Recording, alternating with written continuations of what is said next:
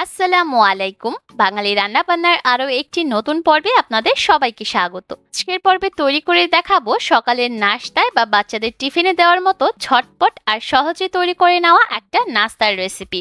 আর instant এই নাস্তাটা তৈরি করতে সময় লাগে খুবই কম আর খেতে লাগে দারুণ মজার। আশা করছি বরাবরের মতো আমার আজকের রেসিপিটাও আপনাদের সকলের কাছে ভালো লাগবে। নাস্তাটা তৈরি করার জন্য প্রথমেই একটা বাটির মধ্যে আমি 2টা মিডিয়াম সাইজের ডিম ভেঙে নিলাম।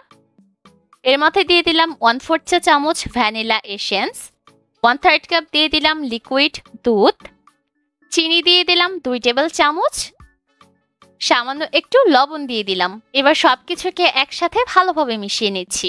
এই নাস্তাটা তৈরি করার ক্ষেত্রে ভ্যানিলা এসেন্স ব্যবহার করতে পারেন, আর হাতের কাছে যদি ভ্যানিলা এসেন্স না থাকে সেক্ষেত্রে 1 চা চামচের মতো লেবুর রসও ব্যবহার করতে পারবেন। এবার ডিমটাকে ততক্ষণ পর্যন্ত ফেটিয়ে নিতে হবে যতক্ষণ না পর্যন্ত চিনিটা পুরোপুরি গলে যায় আর সেই সাথে ডিমটাও ভালোভাবে মিশে যায়। এর মধ্যে কিন্তু ডিম আর চিনির মিশ্রণটা ভালোভাবে মিশে গিয়েছে। এবার চলে যাচ্ছি পরবর্তী স্টেপে।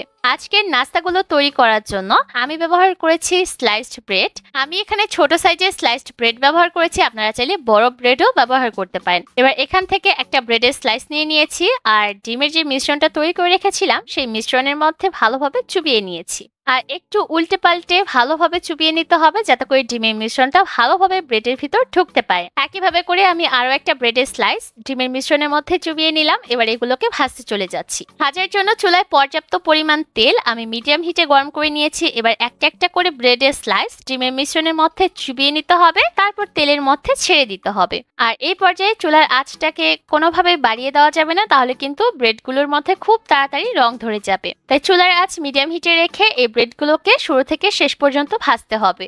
আর চেষ্টা করবেন ব্রেডগুলোকে একটু উল্টে পাল্টে তারপর ভেজে নেওয়ার, এতে করে সব সাইড থেকে সমান রং আসবে। এর মধ্যে কিন্তু ব্রেডগুলো ভাজা হয়ে গেছে আর এই ব্রেডগুলোকে ভেজে নিতে আমার প্রায় 4 থেকে 5 মিনিটের মতো সময় লেগেছে। এবার এই ব্রেডগুলোকে চুলা থেকে নামিয়ে নিচ্ছি। একইভাবে করে পরের ব্যাচের ব্রেডগুলোকেও ভেজে নিব। একদম সহজে আর চটজলদি এই রেসিপিটা তৈরি করে আপনারা সকালের নাস্তায় সার্ভ করতে পারেন, আবার চাইলে বাচ্চাদের টিফিনে দিতে পারেন। কেমন লাগলো আমার আজকের এই ইনস্ট্যান্ট নাস্তার রেসিপি অবশ্যই কমেন্ট করে জানাবেন।